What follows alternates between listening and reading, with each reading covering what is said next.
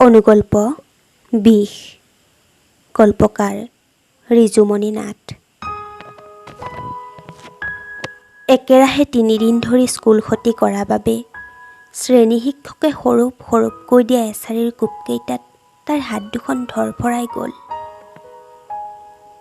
বহা ঠাইলৈ আহি বৰ্ডৰ পৰা অংককেইটা পাতি থাকোঁতেও হাত দুখন অলপ অলপকৈ বিষাই থাকিল। চতুৰ্থ পিৰিয়ডৰ পাছত অফিচৰ পৰা নামভৰ্তিৰ ৰচিদখন আনি কিতাপৰ মাজত সুমুৱাই থোৱাৰ সময়লৈকে এছাৰিৰ কোব আৰু গাঁওবুঢ়াৰ ঘৰত ৩ দিনকৈ ধান চাউল জাৰি চালি হোৱা হাতৰ বিষটো নাইকিয়া হৈছিলগৈ।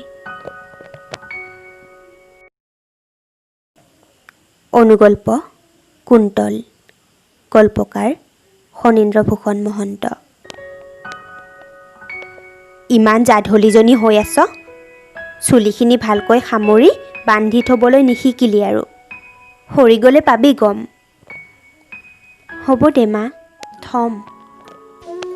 ভিডিঅ' কলটো ডিছকানেক্ট কৰি দিলে অন্বেষাই। বহুত চেষ্টা কৰিও তাই মাকক ক'ব নোৱাৰিলে।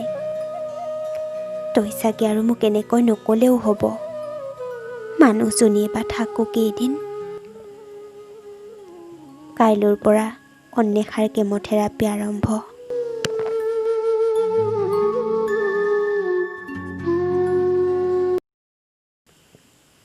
সমীকৰণ।